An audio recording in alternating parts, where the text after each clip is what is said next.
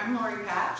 I'm Tanaia Green. We're with Keller Williams Realty, and we're excited to bring you a lunch and learn from Andre Scott of Orbital Creative. And he is going to be talking to us about cybersecurity and how to avoid phishing scams and password issues and things like that. And he designs websites for businesses and nonprofits. Welcome. All right, so welcome. I'm Andre Scott with Orbital Creative, and I'm here to talk to you about cybersecurity for homeowners. So just a short overview of what the agenda is we're going to be covering. So I'll give you a short little about me and the business that I run here in Grants Pass.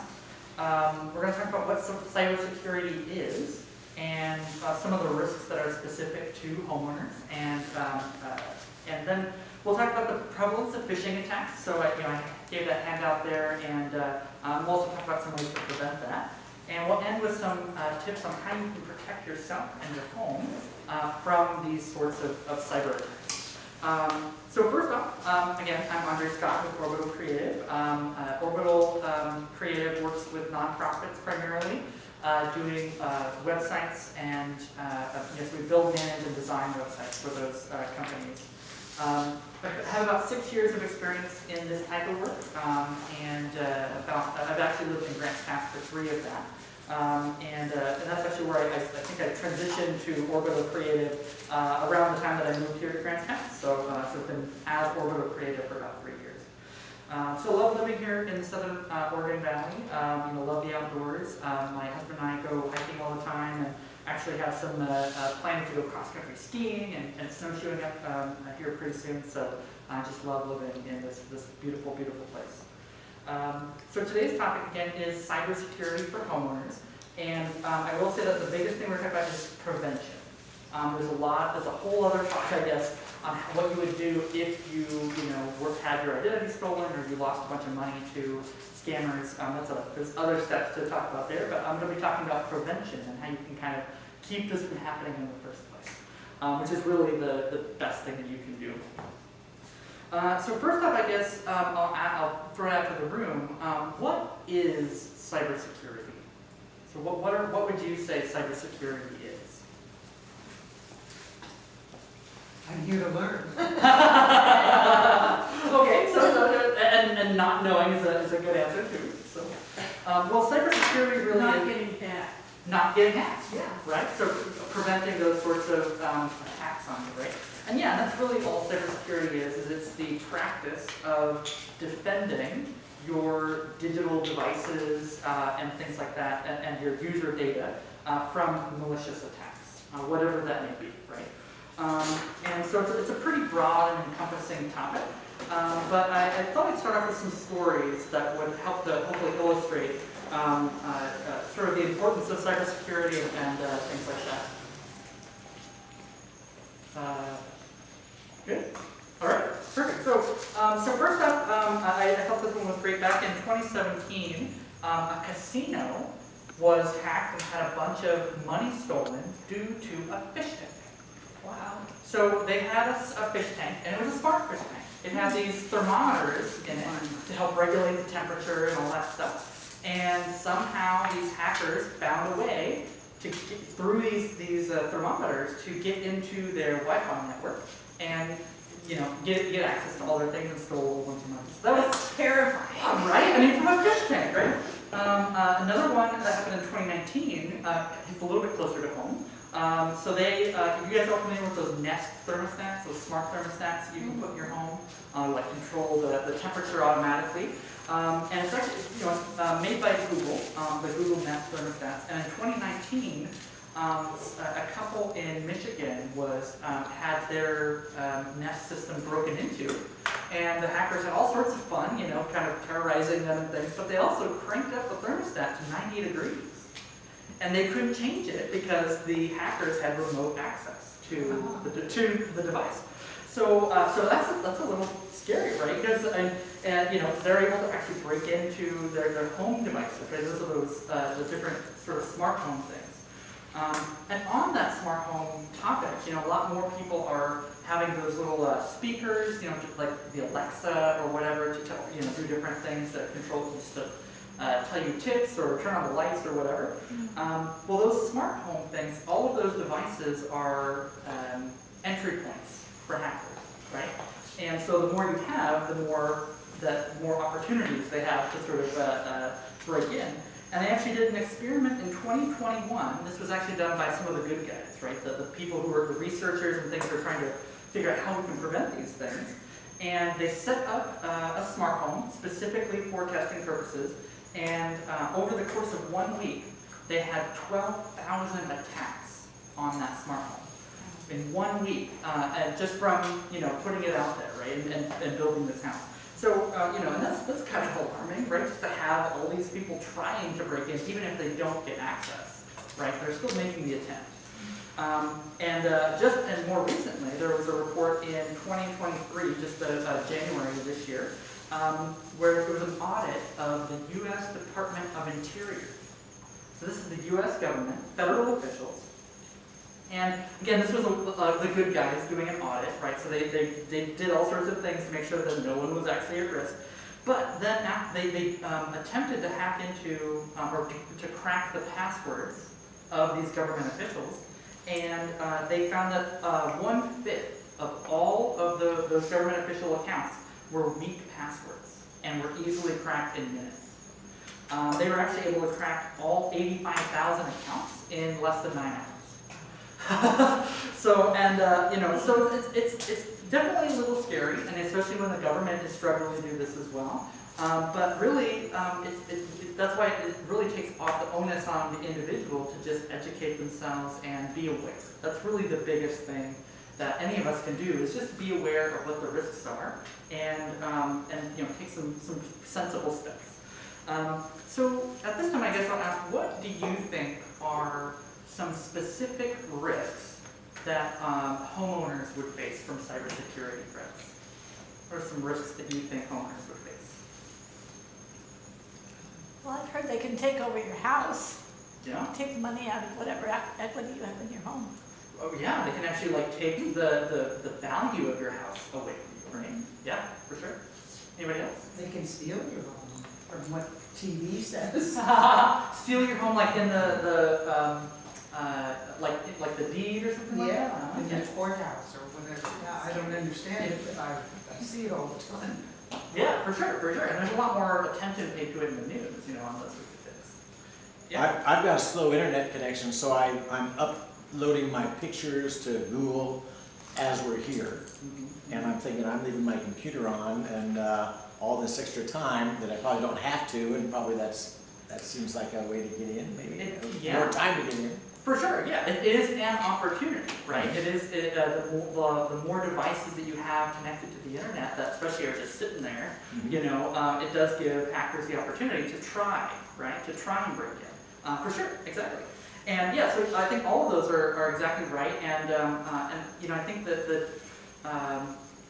the unfortunate reality of it is that there's a lot of money that these scammers and cyber criminals can make by targeting homeowners, right? Because they have equity in their house, right? They likely have other investments, right, or other money stashed away for retirement or things like that.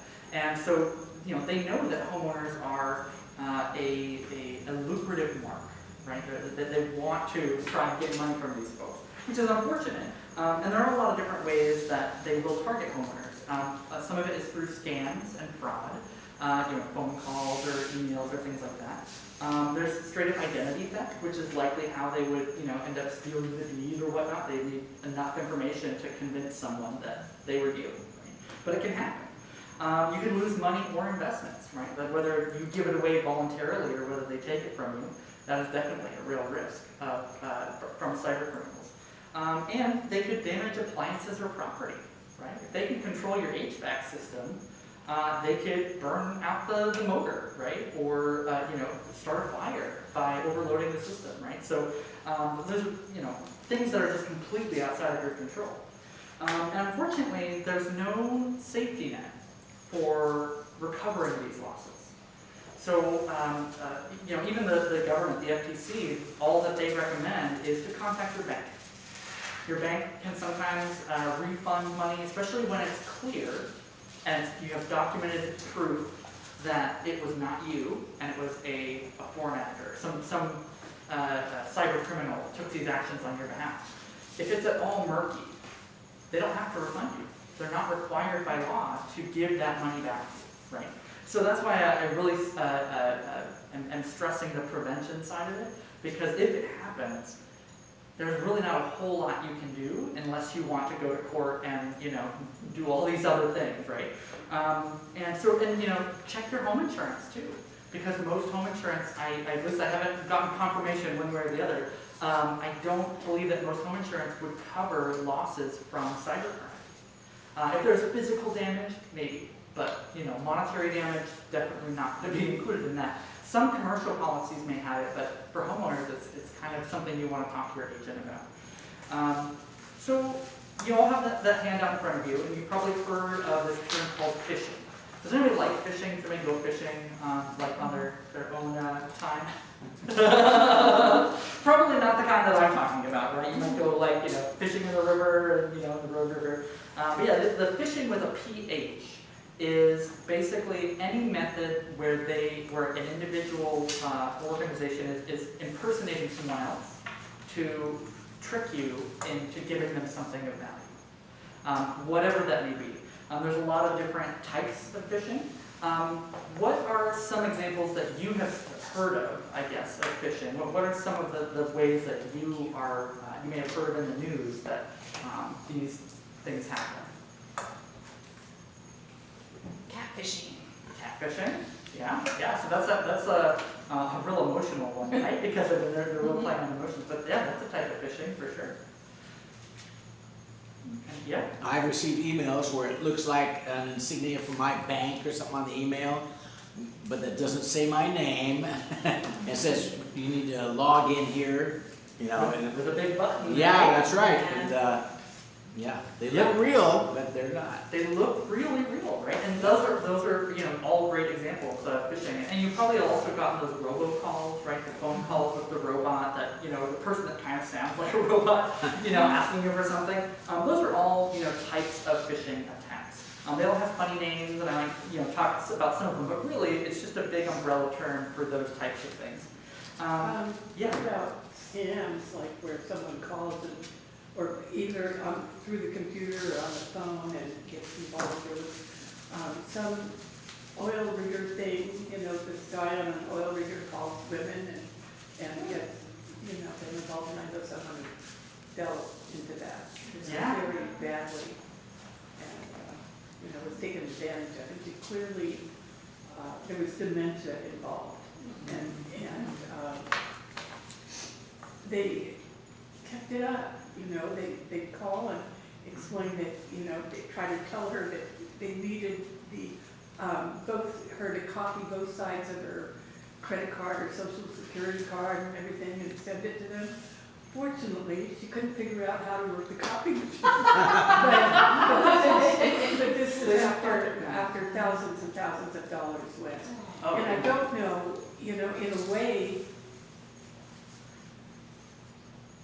way she felt loved, so she did get something there, but wouldn't listen to anybody who had any input, who told her, don't do this, family or friends or. Yeah. And so lots and lots of money went there. That's a really This unknown place. yeah. I mean, I think it's a really great example, but also a really sad example, right? And that's the unfortunate truth is that again, these scammers can make a lot of money from this, and they don't obviously have a conscience, otherwise they wouldn't be doing this. And they do know that older folks that maybe have memory issues probably going to be easier to get after, right? Which is unfortunate. And again, one of the reasons why we just need to stay aware and educate our family and friends on what to look out for when possible, right? Sometimes, you can't do anything. But these are all examples, right, of what phishing, of different types of phishing attacks. And, so the email ones are probably the most common that everyone's experienced.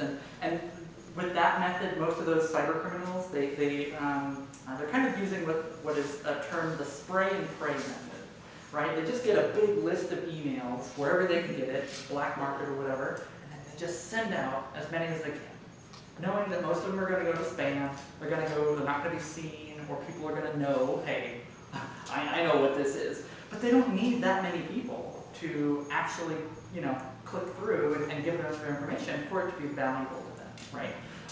And yeah, so they're trying to impersonate real companies, whether it's your bank, your healthcare, anything like that. I had something happen the other day, and I don't know what it was, but I sign petitions sometimes, and sometimes they tell you who they're going to, like this senator or this person, and sometimes they don't. It's about this or that valid cause.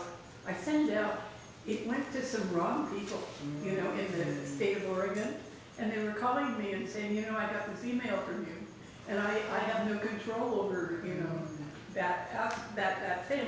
And other people said, write your legislature. I got an email saying that. So, and I couldn't remember which group it was because I signed with several. And this one is apparently targeted a lot of state employees, I guess, or. Well, and it sounds like, if I'm understanding correctly, that they're getting emails from you Right. to these people about this topic. They're Correct? getting emails from me to do something about something they have no control over. Like it was something about a wage, raising the minimum wage. Yeah. And it was, the land department doesn't have control over that. So, and one person called me, and I'm embarrassed to say I don't know who he was, Mark Siegelman. Does anybody know who he is? Okay. Well, he seemed, well, I didn't know who he was either, but I assumed he was like somewhere in the government because he had that sound. He had that sound, someone I should know who he is, but I didn't.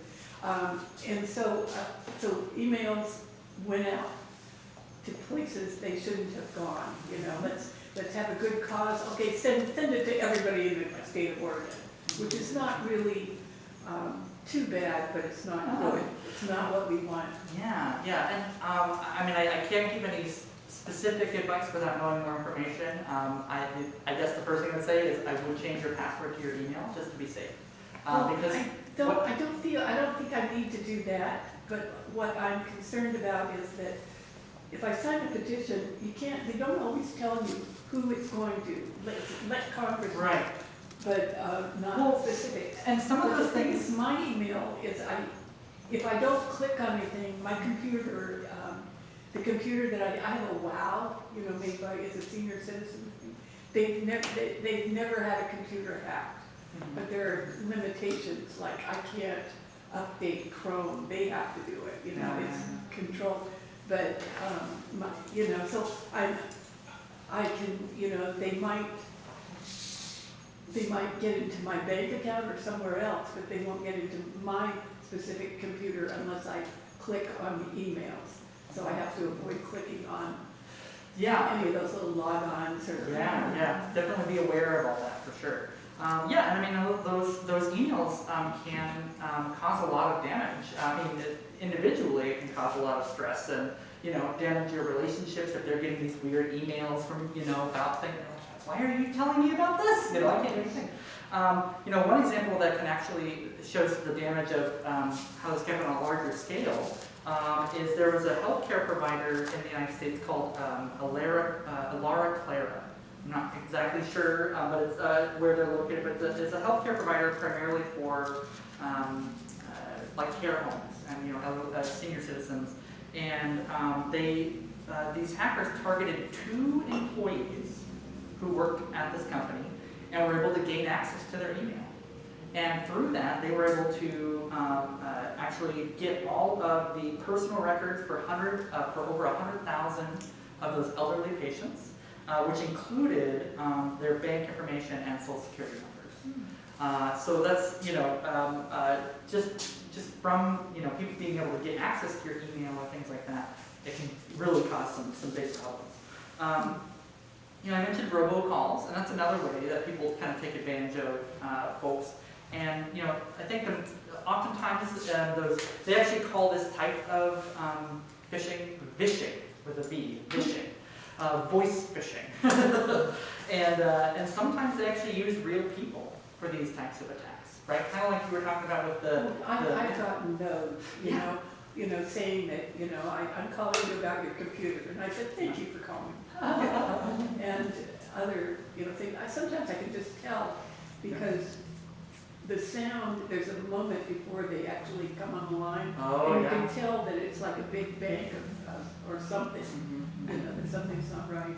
Yeah, and those red flags are really important to listen to. Okay, good. Those are really important to listen to, those red flags, because, I'm sure we've all received a type of that call sometime, whether it is a robot or a person. I've also received a human call about that. They were impersonating the police. They were impersonating the Oregon State Police, and they were asking for, they're creating this really urgent situation, it had kind of borderline threatening, right? And they're asking for social security number information, just by calling me, right? I mean, I definitely got flustered. I didn't give it to them, but that was, I hung up and I called and I did all these things and recorded it and everything. But it can happen to anybody, right? And I was living on the Oregon coast in Newport at this time. So I wasn't living in a big city. I wasn't, a super high profile politician or somebody with a lot of money, right? I was just a regular citizen, right? Living my life. So, definitely something you have to be aware of. You have to know what those red flags look like to, protect yourself. So, enough doom and gloom, right? We've talked about all the things that can go wrong, all the ways that they can get at you and things like that. So let's talk about how you can protect yourself. What are the real practical steps that you can do to keep yourself and your property safe? And I will say these are the same recommendations that I give my clients. So I work primarily with nonprofit clients, and these are pretty standard recommendations that we give to pretty much anybody in any situation. And I will say you don't have to do all of these, right? So you're never going to be 100% protected. There's nothing you can do really. It's like it's going to happen eventually, but you can do a lot to reduce the risk. So even if you just take one of these tips and put it into practice, you'll make a really big dent in preventing this from happening. And so the first thing is passwords, right? Passwords are the number one way that someone is going to get access to your email, your Facebook, your bank, anything like that. They're going to somehow get your password, right? Remember when I mentioned that Google Nest, that thermostat thing that happened in 2019? Well, the couple blamed Google. They said, your product was faulty. They were able to break in and control all of our stuff, right? Well, Google responded, and they said, no. They didn't break in, it wasn't our fault because they used your password from one of the many, that was released in one of the many breaches in recent months, right? So you probably all heard of these big breaches, right? So by Equifax, Capital One, LinkedIn, Facebook, Microsoft, and even the USPS, right? They've all had malicious actors go in and actually steal, address information, phone numbers, email, things like that. And so when those things happen, if they're able to get the password and the email and you don't change it, well, they're able to do whatever they want. And so passwords are really important, and I think the number one thing you can do to make sure your passwords are strong is to don't reuse them. So don't use the same password on more than one account in a perfect world, right? Ideally, every account you have, every thing like that would have a unique password, right? That's not always possible for a variety of reasons, but that's as much as you can have unique passwords for each account. That helps a lot, because if they get access to one account, they may not be able to get access to another, like your bank or your email, right? I have a question. Yeah. I'm really retarded when it comes to all this stuff, but your username is different from your password. Yes. So are you talking username as well, or mainly just password? Mainly password, yeah. Your username, because oftentimes your username is also your email, right? It's not always, but oftentimes it is. And so, so yeah, the username matters less because that's sort of the identifier. That can be similar, but the password, what actually sort of lets the people in, should be unique whenever possible. Thanks for asking that. The other thing I'll say is, because I feel since you mentioned you feel like ignorant of some of this stuff. Absolutely. Don't worry, because you're not alone, right? I know so many people that even younger people who are not very comfortable with a lot of these things. And that's why we have to be diligent and educate as much as we can on some simple things that we can do. One thing to help with some of this, because again, if you have, even if you don't have a lot of online accounts, you probably still have, between your bank and your email and your mortgage company and stuff, 10, 15 accounts, maybe 20, right? That gets hard to keep track of. So what I recommend for the second thing is to use a password manager, right? This isn't a spreadsheet, this isn't a notepad that you keep by your computer. It is typically a software application that you have on your phone or your laptop that keeps a secure list of all of your passwords for your accounts. There's a variety of reasons this is helpful, but one is what you won't forget it, right? It makes it easier to have unique passwords because you don't have to remember each of those individual ones. Your password manager is secured using what they all call a master password, right? And the master password is supposed to be strong and easily memorable, something you can remember, but is difficult enough so that they can't break in, right? Like even if they tried, it would take them hundreds of years, to break into your account. And so, and then once you have that one strong password that you can remember and get into your vault, then all your other passwords can be a lot more variable, right? Gives you that freedom to do that. There are a lot of tools out there that allow you to do this. Some of them are built into your browser. So if you use Chrome or things like that, they oftentimes will ask you to save your passwords or to autofill those things. That's one method. The one that I would recommend is an application called NordPass, NORDPASS. And the reason I recommend it is actually the only password manager that has been independently audited by a security firm.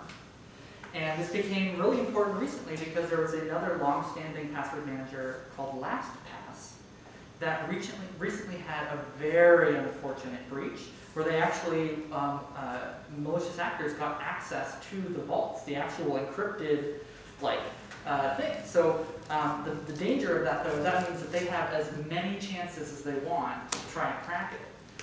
So that means we have to reset all of our passwords and those things, right? So, but that's the thing. That's why I recommend NordPass, because they were the only ones who had an outside security firm come in and verify that all of their code and processes were secure enough, right? And Okay, so I have LastPass, and I read about that, and I changed my master password for LastPass after that. But I didn't change all of them. I didn't want to go down that big long list and change all the individual ones.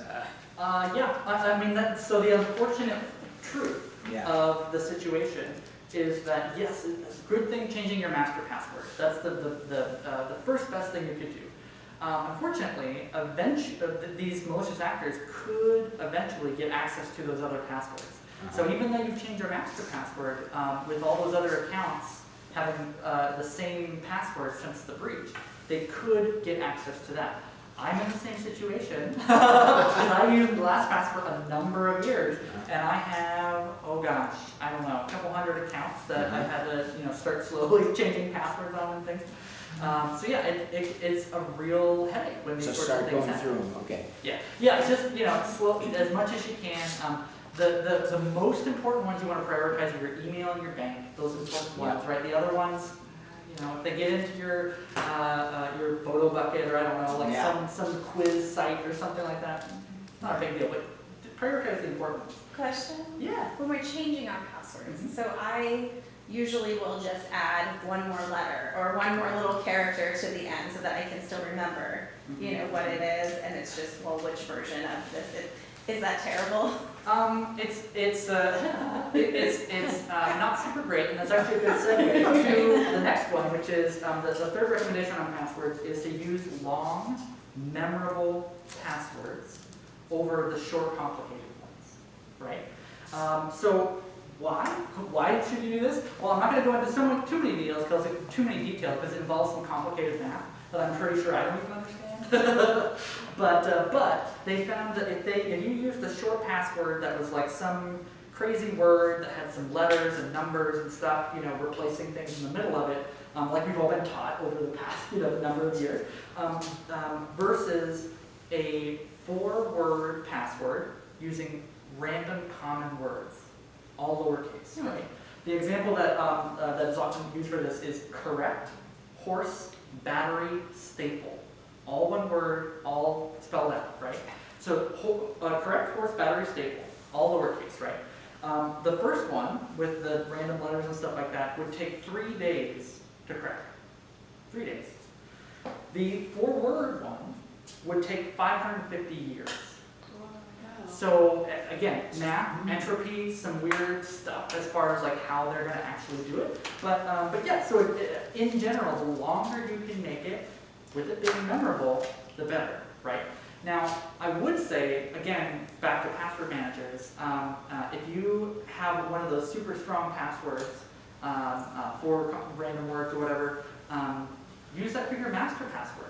Right? Something that's memorable, something, and it doesn't happen, don't use these words, right? Don't use correct horse, battery, staple. It is the #1 thing that all hackers try now because of how popular it's gotten.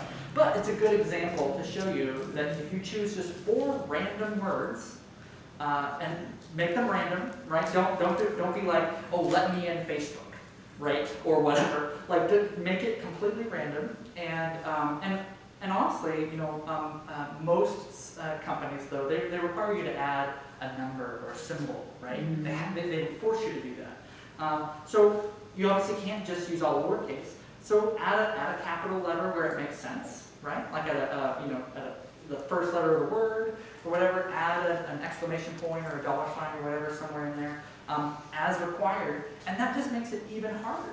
Right? If you add those little extra bits of entropy, it takes 550 plus, right? I don't know the math, but so yeah, those little things will make it a lot easier, right?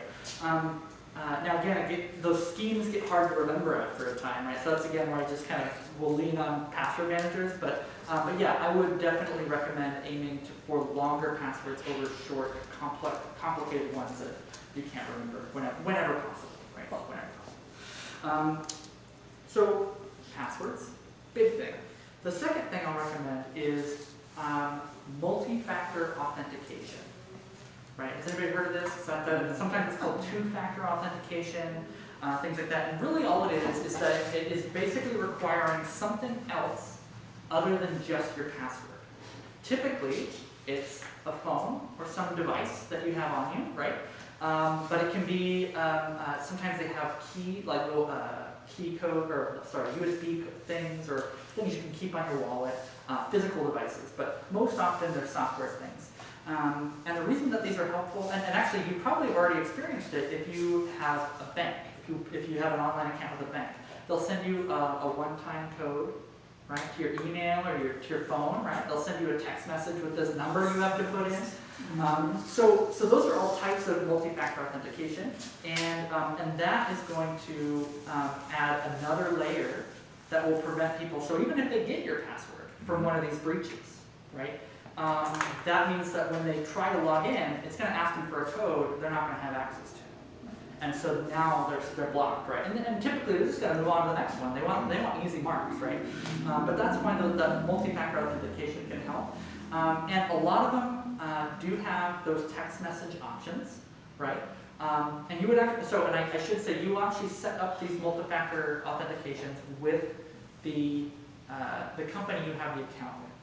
So if you have so let's say you have an account with Northwest Community Credit Union, right? So you have a username and password for that. They also allow you to set up 2-factor authentication, which sends it to your email. They send you a one-time code to your email, right? So you have to set up the multi-factor authentication per account, and as many those accounts as you can activate that security option, do so.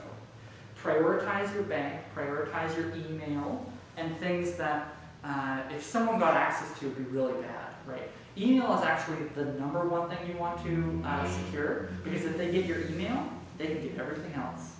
Because where do they send those security notifications? They send to your email, right? Where do they send all the password, one-time code and stuff? To your email, right? So make sure you have your email as secure as possible. And so those two things will really serve you the best, right? Especially with those devices that I mentioned, in your home, and how they're able to break into like the Nest thermostats and those sorts of things. Unless you have a strong password and you can have a way to prevent them, two-factor authentication from getting in, there's not a whole lot you can do to prevent those sorts of attacks, since they are always online. They're always just out there ready to be attacked, right? So you just have to put in the safety measures as much as possible. And this includes things like your Wi-Fi network, right, and your router. If you don't change those passwords, those are really easy entry points for hackers. So you can always ask your providers too, like your internet provider, for assistance on how to change these things if you are unable to. I know I'm probably running out of time, but I did want to touch on phishing, because one of the big things with phishing, again, is knowing what to look for. So I'll briefly go over some of that, and I think some of you kind of already have a gut sense for what that is, right? You look for something suspicious, something out of the blue, something where you're like, what is this? Like, I don't know what they're talking about, but it's coming from somebody who you think you should know, right? Like, it's coming from a friend or someone you have a relationship with, a bank or something, but it feels a little off. Go with that gut. That gut's usually right. Other things are, poor grammar. Things that just, the writing just doesn't quite match up. There's weird punctuation or things like that. The other thing is high pressure situations. It's a very, very common tactic where they want you to be stressed. They want you to be like, you've got to do this right now, and so don't give anything in the moment. In just about all cases, they're going to not need it right away. If you, like the IRS and stuff like that, they don't need your social on the spot. They already have it, right? but yeah, so don't give anything, especially if they call you. If anything, say, oh, I'll call you back, right? And so then you can call them directly using the number on your card or wherever, right? If you're calling them, it's always much safer to give out that information. With emails, suspicious emails and suspicious links and attachments, right? So if you're getting an email and it doesn't list your name, maybe the spelling's a little off, and it has a big button that says click here to like log in or something, don't do it. Second guess that, and again, just go directly, just type in the URL to wherever it is versus clicking the button in the email, right? And in general, if it's too good to be true, probably is. The postal service. Yeah. She went to ask. Oh yeah, go ahead. Yeah, it's under the post office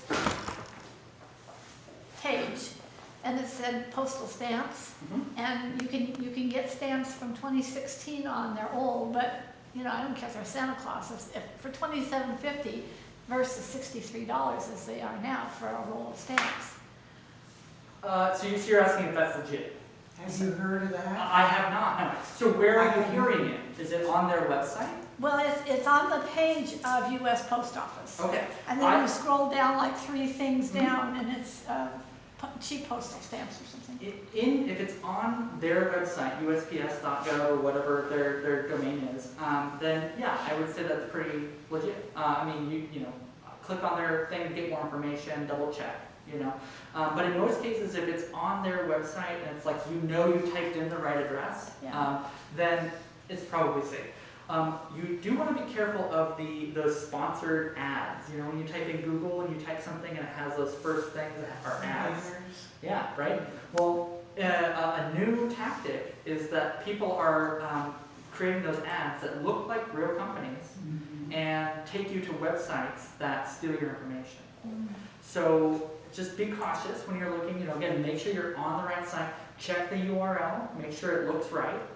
If it looks, again, if it has things, spelling things and What's stuff. the URL? URL. Oh, sorry, the URL. Weird. URL. Yeah, so URLs, yeah, so URLs, the URL is the address. It's basically the street address for a website, right? If you're going to the USPS or the IRS or your email, you have to put in the address to be able to get there. And the domain name of the URL is that address. So that's going to be USPS.com, gmail.com. Those are all domains or URLs. Sorry, I keep using different terms. They mean the same thing. But yeah, so that, again, that's just the street address of the website.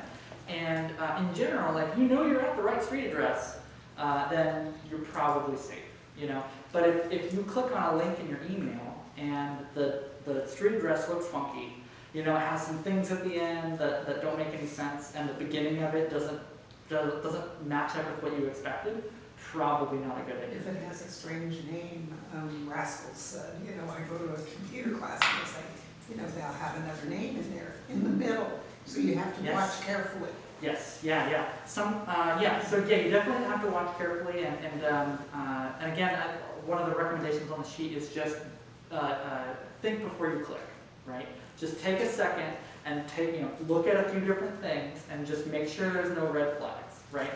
Because especially if you are planning on putting any of your personal information into a website, right? If you're getting any sort of errors, like you know how that has a little lock in the top, or the HTTPS, people talk about that in the beginning. So that all of that, the lock and HTTPS, that is the way that they're going to sort of tell you are secure, right? You're secured, your connection to this address is secure, and so if you enter in your information, it should be not seen by anybody else, right? It should just be seen by them. But if that S isn't there, right, or that lock, that padlock isn't there, do not put in anything. Don't put your phone number, your email, anything in there, right? You know, just to be safe. But those are the things, again, you just kind of want to look out for. Yeah, so again, I know I covered a whole lot, and some of it, you know, yeah, and you know, some of it is you know, things that you know, maybe aren't super applicable to you specifically. But again, I think the most important thing is passwords, having strong passwords, and multi-factor authentication will go a long way to protecting your home and your investments. And really, you know, the main thing we don't want is for someone to fall for one of these scams accidentally, right? You click on the link on the ad that for the USPS that you searched for, and then you put in some stuff, and then all of a sudden, you know, your bank account's drained. You know, like, nobody wants that. Nobody wants that. So you just have to stay with it. Any other questions? A lot of times when I'm making up my password, it would say, you have to use this, you have to put a capital, you have to put a symbol in there, or you have to put, you know, because I hadn't done that. Yeah. I used to use 1 boots, 2. Yeah. Name of my cat.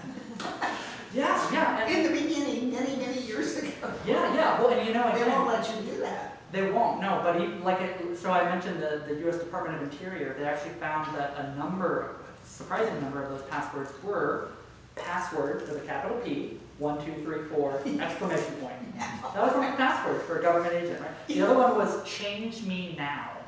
Change me now, had some numbers in there or whatever, but I mean, those are really easy passwords to guess. Yeah. And so that's the thing, is you just want to not make it easy to guess. And so even if you are using your pet's name, right? Again, make it long. Maybe put 4 different, you know, pets' names, you know, other pets that you had, or you know, things like that. And you know, as far as the symbols and things like that, again, even with just those 4 common random words, it's really secure.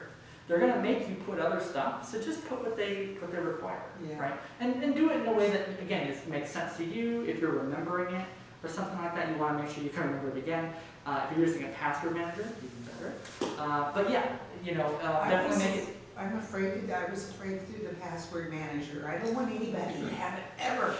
Yeah, well, yes, and there's always a risk. And there's always a risk, like we were talking about with LastPass, right? Like, I mean, there's millions of customers with LastPass that had their vaults taken, Yeah. right? And we don't know what's being done with it, you know? That's right. So it's always a risk, and, you know, that's why, like, the most secure place is in your head. But we're all human, and there's limitations to that, and so whenever possible, try to record it somewhere safe. Paper is, you know, obviously the next safest, but it can also be the easiest destroyed. You know, if you lose it in a house fire, or you misplace it, and you have 20 passwords to your bank and your email, and you can't remember them, well, like, then it's going to be even harder to get into that stuff. So, you know, the password manager, I really strongly recommend it because they're so easy to use now, and they're available on every device. It's on your phone, your computer. Again, NordPass is very secure, but you know it could happen to them too. So, but either way, yeah, I definitely recommend recording them in the safest place that you can. Good question. I just said that I have a notebook. Oh, a notebook. Okay. Yeah. You know, and it's better than nothing, but it is there are risks to that as well. Yeah. Is a VPN important for security, or is it just important to keep you from not being targeted for ads or something? So a VPN is another layer of protection, and it's most useful when you are in an environment where you can't trust the network you're on, right? Like So an airport or something. Like an airport. You're at a coffee shop and you're logged onto their Wi-Fi. Typically those are not secured, or at least not at the same level of security that your home network is secured by, right? And so what he's talking about is a VPN. It's a virtual private network, which basically creates a tunnel between you or your laptop or your phone to a secure network. Most of the time it's used in corporations, at work, right? So that they can tunnel in to access all their work drives and stuff securely. They do have VPNs that you can use for coffee shops and things like that. And actually Nord has one as well, NordVPN is one that offers that. So, you know, I think it's an extra layer, and if you find yourself going to coffee shops and using their Wi-Fi a lot, might be a good idea, especially if you're doing banking or doing anything that you have to enter in your information, right? You know, that reminds me, when I use my VPN and try to go on the bank, I can't log in at my bank when I'm using NordVPN. Does the bank complain, or? Yeah, it's like the bank site won't authenticate it. Yeah. But if I pause the VPN, then it will. It's like they don't know who I am. Yes, yeah. And the opposite of what you want. Yeah, it is the opposite of what I thought I wanted, yeah. Right, and you know, and that's the other thing why it's an extra layer, and unless you find yourself in that situation, I wouldn't worry about the VPN. Just because it introduces another layer of complexity, and there are places where it won't work, and it won't work correctly, and if you don't know what's happening, it can get really frustrating, you know. But yeah, if you are doing banking, things like that, you can you can try that out. But yeah, again, in some cases it's not going to work. But that might be one where you instead of using the Wi-Fi, you use your phone data, right? So maybe you don't use the Wi-Fi, you just use your cellular data to log in. That's going to be more secure than using the Wi-Fi, even though it might be faster. Okay. Yeah. Any other questions? Do you have business cards where I do. Yes. asking about your name here? Andre It's Scott. right hit me. Yeah. So I think that pretty much concludes the. So what do you, I know you said what you did at first, but go into a little more detail, if you will, about who you are and what you do. Yeah, for sure. Let me get my business cards too. I run Orbital Creative, and it's a web design company. And so primarily what I do day to day is I build, design, and manage websites for nonprofits of all sizes. And one thing that we're always really concerned about is security for our clients. You know, we manage security for their hosting environment for their website, which they have usernames and passwords. And so we actually have ways to enforce secure passwords through our system. And so again, using these same principles to enforce it for our clients. But yeah, so we basically just work with nonprofits to build compelling websites so that they can make the most impact on the world. Yeah. Okay. So, yeah. Any other questions? I may have done something recently. I wanted to buy something and I was looking and trying to get all these lists of different things. And there was one, I think it was one of those ones, people also look at it. And it was a very good price, too good to be true. And I did it, and then I didn't get any confirmation of anything. So I emailed them, I think twice, and haven't gotten a response. There is a physical address, but I didn't get any response. I haven't heard from them at all. Is it, was this on Amazon by chance? Or was it a different, like a third, like an independent site? I'm not sure if it was independent Amazon. I don't think it was Amazon. I was trying to avoid Amazon, but it could have been. Or it was Home Depot. I'm not sure. And so did, were you charged for it? I think I need to check again. I don't think I was. Okay. So, So yeah, keep an eye on your account. yeah. If you notice, if you can find the charge, hopefully it will tell you whether it's Home Depot or whatever, and you can follow up with them. Yeah. If you can't tell what it is, or I don't think it wasn't Home Depot. It was another company. well, and if you so if you can't quite determine where it came from, or if there are no charges, just keep an eye on it. Yeah. And just if the most important thing is that if you notice these strange charges, notify your bank within 60 days. That's the time frame that you have just to like kind of make the best case, right? And that's from the first charges that were fraudulent, right? So yeah, if you see any suspicious things that you don't remember making, or of an amount that you didn't authorize, contact your bank immediately and notify them, and then you can kind of go from there, whether you need to change passwords or things like that. If you did get any charges, hopefully it was just a mistake or something that just didn't go through. But yeah, if you do see anything, contact your bank. I have a question on TV. They keep calling or saying this ad, PC-Matic, and it protects 5 devices, $50 a year. PC-Matic. Is it like an antivirus? Uh-huh. Yeah.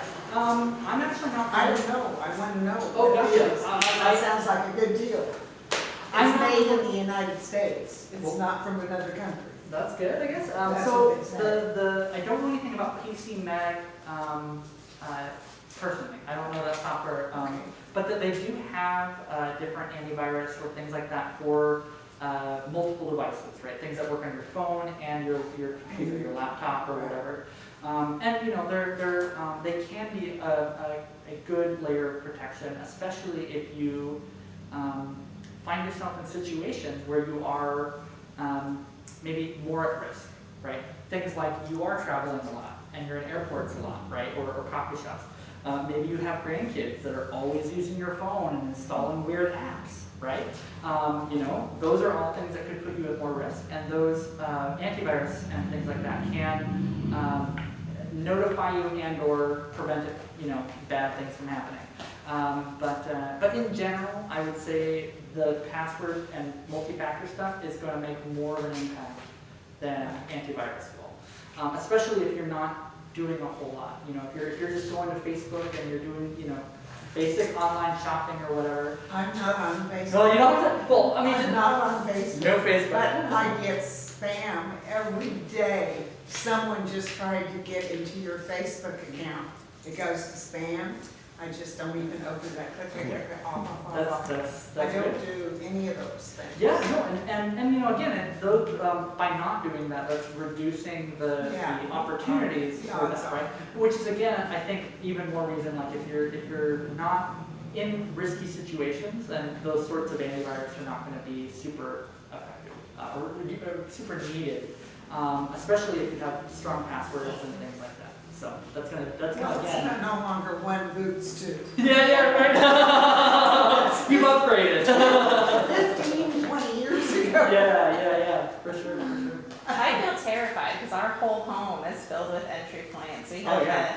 we have the Nest, we have all of our lighting plugged in so we can, turn our lighting on and off remotely. Our front door is wireless. The Our front gate door. is wireless. The front door is a huge one. Yeah. Right? That could Terrifying. because that could allow someone to actually break in Right. physically, right? Right.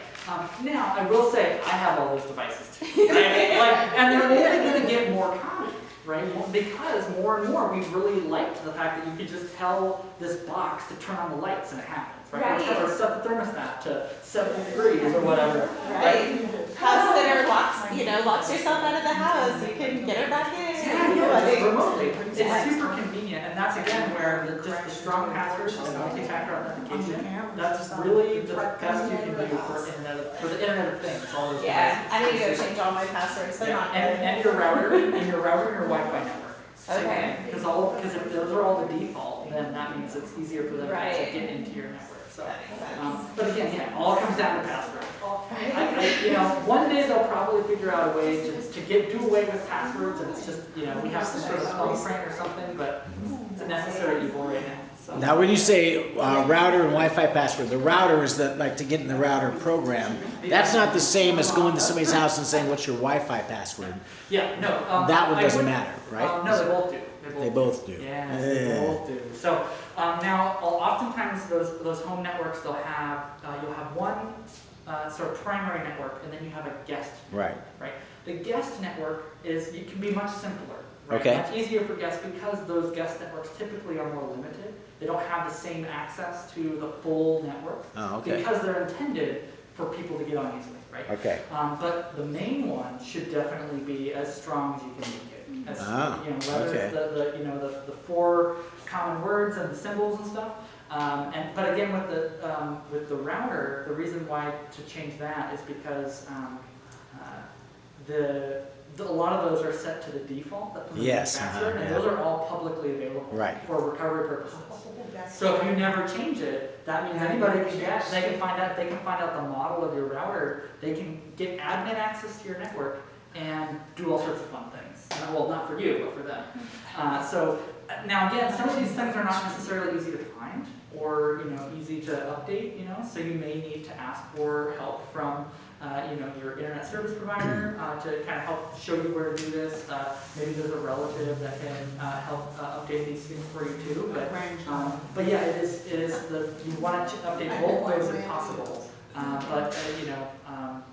The Wi-Fi network, the one that you put on your phone, that one should be secure because that one's going to be the one that's sending out everywhere, right? So that all those things are broadcasting. And so anybody just has to drive by your house and they can pick up your network. Yeah. Right? And that's much easier to get into than just like your router, right? So Wi-Fi network first, then router. I would recommend. So. Yeah, I know, scary, huh? On my Visa card, I went to the Black Bear Diner and had a little bowl of soup with a party that was there. And I charged, and the next thing, like an hour later, there was all these charges on my, and the fraud department from the Bank of America was emailing me, they were calling me at 6 o'clock in the morning. Not only happened one time, it happened 3 times. I've had 3 new cards since December 9th. I don't know what happened. I don't know, but they keep hacking. I just got my bill, and now they've hacked, there's one thing on there, it's 7-Eleven. I've never been to 7-Eleven in my whole life. And that was all of them. And then they start out little charges, then more, then $400, then $500. Yeah, and the bill that came yesterday has another weird 7-Eleven on there. And they didn't take it off. Yeah, see, that's the thing. At the top, Like I could see what all they took off, but this one is still on, so I've got to call Yep, for sure. And the sad thing is that there's been an increase in people doing different types of skimming, right? We're just gonna, We're good. so they're doing different types of skimming, right? Which is basically where they scan your card to steal your digits and stuff like that, but then they use it somewhere else. The one that's been happening more is servers at restaurants. Well, this was a restaurant. Exactly. The servers, when they take your card back, sometimes they'll do a double swipe, right? They'll Well, do it in their little thing, and then they'll do it officially. And there's obviously, I don't want to say anything, I don't know. I was standing right there, that's why I thought, how could this happen? How could this happen? I went to the counter to pay, so I didn't see them, do it double. Yeah, I mean, and it may not have been there, maybe something else entirely, but that is something that can happen, you know. And again, I think it's just, again, it's awareness. I know, like at a 7-Eleven, I mean, granted, you have never been there, but there have been instances where they'll put skimmers on the card things at the register. It's at the register, and they have this little cover that they'll put on. And so the only thing that I've heard to be able to check for these things is to try and pull it off. If you try to, like, you know, the little thing where you put in your card, try to pull it off, try to move it a little bit, and if it doesn't budge, you're good. If it wiggles, or if it comes off a little bit, no, like, and then you can kind of just see whether the owner kind of reacts or whatever. But that's the thing, usually they're not well secured, so even at the bank sometimes, I'll give it a good little wiggle just to see, you know, to see if it comes loose or anything. I've never had it happen, but I've seen way too many stories and, you know, videos and things like this of how easy it is for them to just create a little duplicate to steal your card. It's taken me hours and hours and hours Of time that you have of to my go deal time with it. Yeah. trying to get everything straightened out, and it wasn't even my fault. Yeah. And that's the thing is I imagine the banks are always so helpful, right? They're not probably jumping to help you and to give you your money back. So that's why, yeah, again, it sounds like that's a tricky one. I'm not sure what exactly is going on there, The but fraud hopefully you can department, figure it I'm out. very well acquainted with the fraud department now. Well, at least, yeah, and a lot of times they will catch these charges, but again, if you do notice anything, just contact them as soon as you can, because if it goes past 60 days, they're not, like, that's sort of, they're not even going to think about giving it back to you, because at that point they've assumed that. They give it it's to you. me before I got my statement, so Exactly. I didn't even know it. Yeah, So exactly. they contacted me. And if you don't check it for, 3-4 months, well, Yeah. So yeah, I mean, it sounds like you're on it, but it does take some vigilance for sure. So, I feel bad when I'm getting older, I'm old enough that I'm missing things. We're gonna call it. all right. Thank you so much, Andre, for coming and sharing. Thank you. Very interesting. Also, next month, we're doing solar power, if anybody's interested. It'll be on March 1st here. Okay? Thank you. Yes. Great job.